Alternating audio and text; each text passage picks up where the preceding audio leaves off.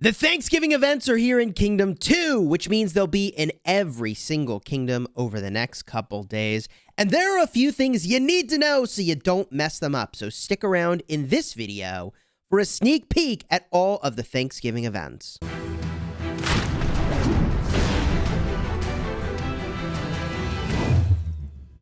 Hello, my friends, and welcome back. I'm Chisgule Gaming, and this video has been sponsored by the makers of Rise of Kingdoms, and it's not a coincidence that I have this Thanksgiving feast event up on the screen first, because there's something here that your officers need to know so that they don't mess it up. So let's start by walking our way through this one, and we'll go through all of the Thanksgiving events. Timestamps are in the description to jump to whatever part you're most interested in. The Thanksgiving feast. How does this work? You're going to do a number of things that give you ingredients. Those ingredients include turkeys and butter, water, we got cranberries, we got potatoes. Well, technically, I don't have all of these things. I'm missing a few to actually make some cranberry sauce. And this is important because the ingredients that you have will expire every single day. It literally says in the descriptive text that the ingredients need to be fresh. So every day you want to go and complete as many of these dishes as you can. And in the rules, it says there's a limit randomly assigned to the number of each dish that can actually be completed. So, for example, let's go and start making some of these dishes now. I'm definitely into pumpkin pie, so let's smash that one off and hit deliver. And you can see that we've got a score that's going up. This, I believe, is our Alliance feast level. The higher level the feast is, the more rewards everybody gets once that feast is thrown down. Now, your Alliance officers can put down that feast once per day. So the big mistake that officers everywhere will be making is they'll be like, ooh, look, shiny button, make a feast. And then they've ruined their one chance per day when you could have had a higher feast level. A super active Alliance, I mean, they should get to feast level 3 very, very quickly. You want to wait until you've hit that until you actually place the feast. And like, yeah, it matters. You got blue materials in here. All right, it kind of matters. I guess it doesn't matter that much. But if I go in and I can deliver more of these dishes, yes, complete another pumpkin pie. And you can see my deliver chances remaining is going down. So there's only so many of these things that are needed here. Let's see. There were 6 mashed potatoes I could do. Now it should be 5. I could do a roast turkey. 9 of those deliver chances remaining here. I'll turn in one of those. Oh, I've got a completed pumpkin pie. I'll deliver that. And one thing that is also worth noting is that if for some reason you can no longer deliver a dish because you've hit your limit for the day, you can always trade with another player and request a certain dish. And maybe it's not even a trade. Maybe it's just a request. Give me some cranberry sauce up in here. I'm not even trading. I'm not even giving you anything, I guess. Just give me cranberry sauce, okay? Now, as you go, you get individual credits that level up as well. This gives you a little bit of a reward. The raspberry pie is actually important. We're going to talk about that in just a second. But you're going to want to go and obviously max out the number of turn-ins that you do, both to level up the feast level and to get your individual credits up. However, there is a limit to the number of ingredients you can get of each type every day. So let's just review this really quickly. You can see that map collection. You can get a total of 8 of the items from that. That's pumpkins. In fact, 8 from each of these will be the limit. And it is map collection, troop training. Defeating barbarian forts gives you cranberries. City collection gives you turkeys. Defeating barbs gives you butter. And you can, wow, 24 butter that I can get from barbs. That's kind of cool. Alliance helps. You can get 24 sugar. 24 water comes from courier station purchases.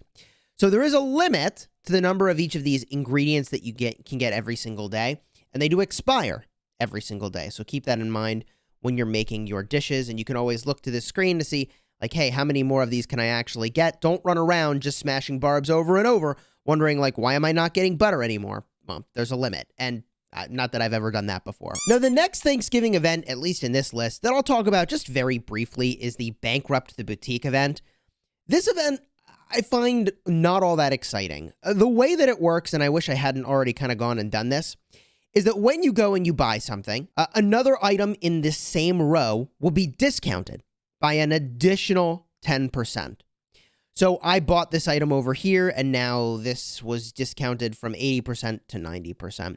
As an example, I can show this to you. If I buy these experience tomes, okay, you can see the other one was now discounted slightly further.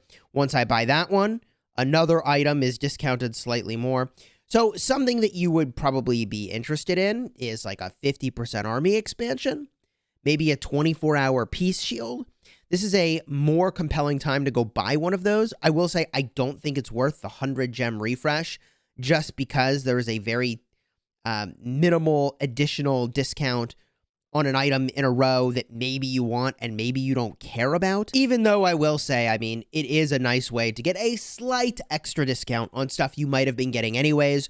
Don't play this any differently than you would normally. Now, along the way, you're going to be doing these Thanksgiving events, and you're going to get a premium currency and a non-premium currency. The premium currency is the turkey legs, obviously.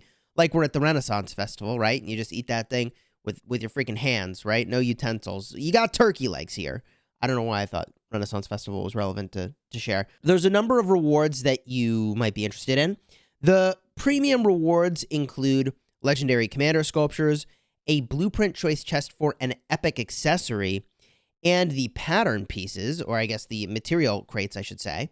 The epic material crates are definitely worthy. There's gold keys in here, which are certainly a nice pickup for the non-premium currency.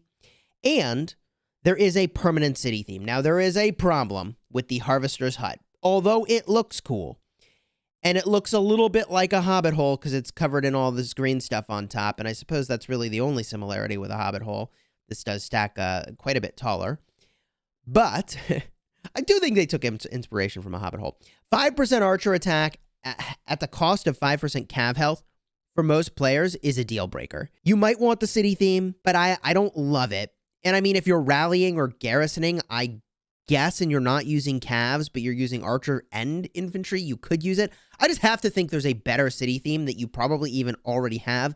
And new players, obviously, if you're into archers and not calves, then yeah, you could go pick this up. And I will pick up the city theme because I regret every time I haven't just picked up every single one because content creator. But I don't think this one is really nearly as important as other things, and I wouldn't go out of my way to get the turkey legs and to put them here. This just seems like a really great chance to focus those turkey legs on the other things that are here. Specifically, if you're choosing between the city theme and the blueprint choice chest, I think this is a pretty good pickup if you need an epic accessory. And in general, the rate of gems converted over to legendary commander sculptures is actually pretty decent. And when I say that, I mean there is an event over here. There it is, the Thanksgiving Feast, that makes it so that when you go and you spend 50 gems, you can get an extra turkey leg. Now, there's other ways to get turkey legs that we'll talk about. That includes probably, in fact, almost certainly a bundle. There are other events on the calendar that are probably going to give some turkey legs, like Protect the Supplies, I assume will. I assume that there it's definitely listed here, arms training, round the corner, that's going to drop some turkey legs as well. So there's going to be some more ways to get turkey legs, including even just logging in every single day and doing the login events. Those are going to give you a bunch of turkey legs as well. And while I'm here, just a quick reminder, there's going to be a series of quests that unlock on preceding days. On day 2, there is a barb hunting quest that will unlock. On day 3, there is a fort rallying quest that will unlock. Focus your AP to knock those out, but don't sweat it too hard because this chest reward is linear. So you get one each, I think, of these, or some number of these based on how many quests you've done. You don't need to complete every single quest to get some super better reward. In fact, it just scales linearly with the number of quests you do. So don't worry about that too much. The only thing I will say that I often forget actually is on like day 4 or 5, you do need to make sure that you start doing a lot of courier station purchases, and also alliance donations are really, really important. Now, if you wanted to get more of the raspberry pies, the way that you're going to go and do that is by getting forks and converting them. So forks you can get from map collection, city collection, and defeating barbarians.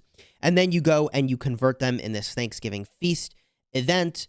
I'm going to smash the button now, convert my forks into pies. And then there is a ranking over here based on the number that you've turned in. Don't focus on the rank rewards within your alliance, okay? Just get however many forks you need, and these rewards are nice, but honestly, like, yeah, it's fine. They're fine. You don't need to go out of your way to get a top rank over there. A couple other things that dropped into this patch that are probably worth just getting a quick peek at, even though I haven't otherwise talked about them, and they may not be Thanksgiving things.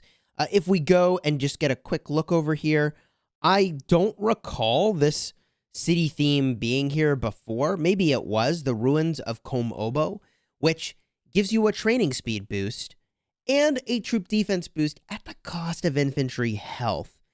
I'm not in love with this city theme, but I will say that for training, it's obviously phenomenal. So everybody would want one just for the training speed boost when you're going to do big training. And now they're giving this reward to members of the playoff semifinals for Ark of Osiris League. So that's kind of cool. More players will get access to this city theme. They're making it slightly less exclusive, I think, because the number of kingdoms that are competing is going up and up and up.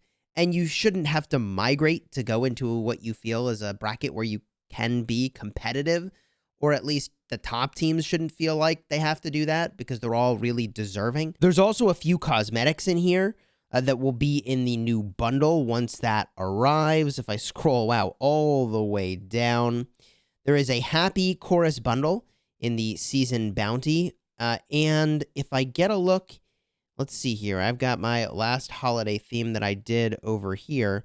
We changed the avatar frame all the way down here. Happy Chorus, there it is. The Season's Bounty Bundle. So be on the lookout for that. The Golden Sunbird from Lucerne Scrolls. Yeah, we've talked about some of this stuff before, all right? If you found this video helpful, throw a like on here and consider subscribing. I certainly won't be using this Happy Chorus avatar frame. No way, no siree. Oh, man, I'd have to lose a bet to be just sitting with that avatar frame instead of literally any of the other ones that I'm using. But if you're going to use this avatar frame, or you saw anything else related to the Thanksgiving events, leave a comment down below so that everybody can see it. And until next time, you have fun smashing your enemies.